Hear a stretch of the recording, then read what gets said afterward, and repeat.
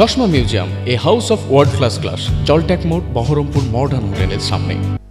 Murshidabad medical college ও হাসপাতালের principal এবং হাসপাতাল সুপারের সঙ্গে সাক্ষাৎ করে রোগী ও রোগীর পরিবারের লোকেদের দীর্ঘদিনে চলে আসা নানান সমস্যা বিষয়গুলি তুলে ধরলেন বহরমপুর বিধানসভার বিধায়ক সুব্রত মৈত্র।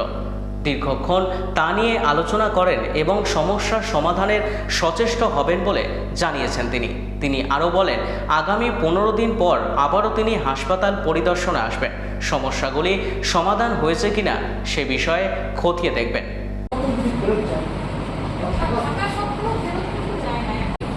আপনাকে আমি মেলাবার করেছি, আপনি বলেছেন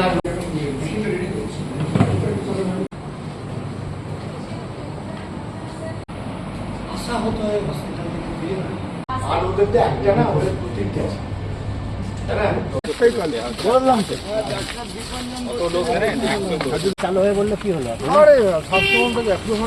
মুর্শিদাবাদ মেডিকেল কলেজের এখনো পর্যন্ত সম্পূর্ণভাবে মুর্শিদাবাদ মেডিকেল কলেজ চালু হয়।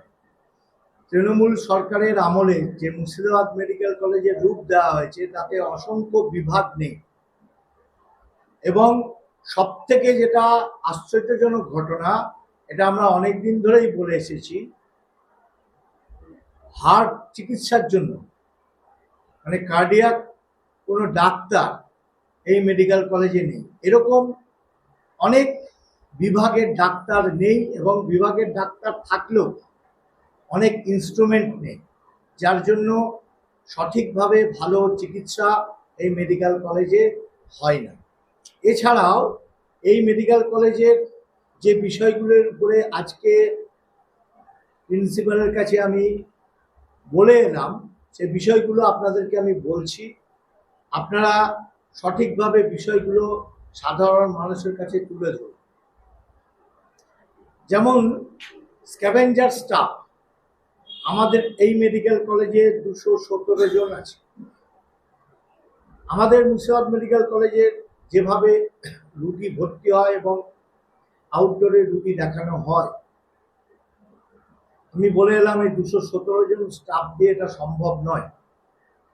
সব থেকে বড় কথা হলো যে ইনডোর বিভাগে পেশেন্টদেরকে ক্যাথিটার পরানো থেকে আরম্ভ করে অক্সিজেন দেওয়া, বিপি মাপা, ব্লাড সুগার মাপা, এবং ওয়ার্ডের ঘরে মেডিসিন থাকে সেটা বার করে মাঝে মধ্যেই পেশেন্টকে এই স্ক্যাভেঞ্জার যারা কাজ করে তাদেরকে দিয়ে দেওয়ানো হয়। এটা ইমিডিয়েট বন্ধ করতে হবে, কারণ এটা ওনাদের কাজ নয়।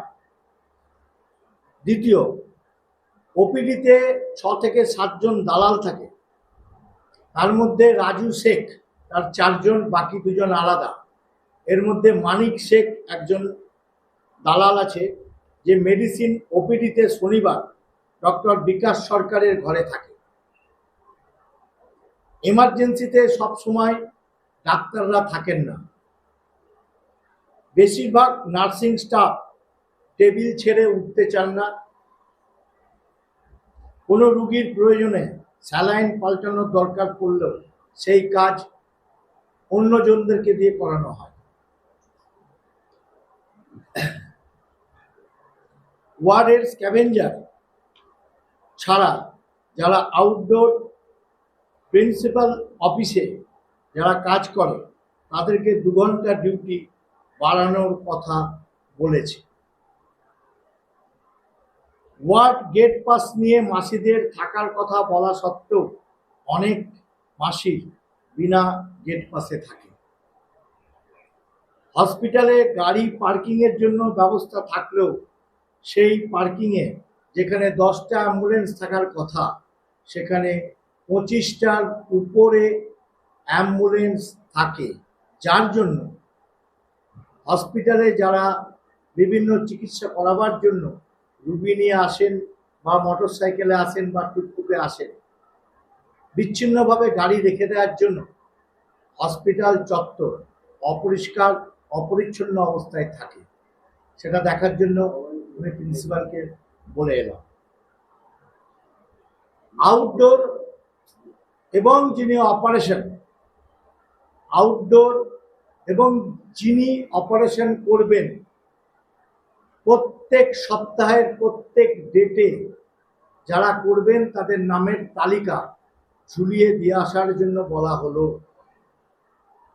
ডায়ালিসিস বিভাগ সেরকমভাবে চলছে না। ডায়ালিসিস বিভাগ আরো সুন্দর পরিচ্ছন্ন অবস্থায় চালানোর জন্য বলে আসা হলো। কেমোথেরাপি ডিপার্টমেন্টে মাঝে মধ্যেই মানুষ ওষুধ পায় না, এই বিষয়েও প্রিন্সিপালকে জানানো হলো।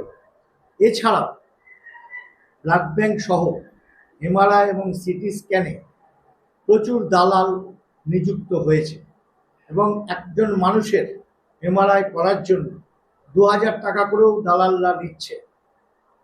ইমিডিয়েট এই ব্যবস্থা যাতে না থাকে হসপিটালের মধ্যে সেটাও বলা হলো।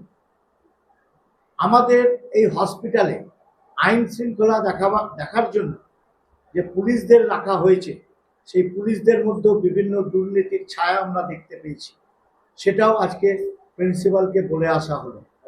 এছাড়াও বহরমপুর মেডিকেল মুর্শিদাবাদ মেডিকেল কলেজে যে কজন ডাক্তার আছেন তারা যেন সপ্তাহে 6 দিনই তাদের নির্দিষ্ট সময়ে হসপিটালে উপস্থিত থাকেন।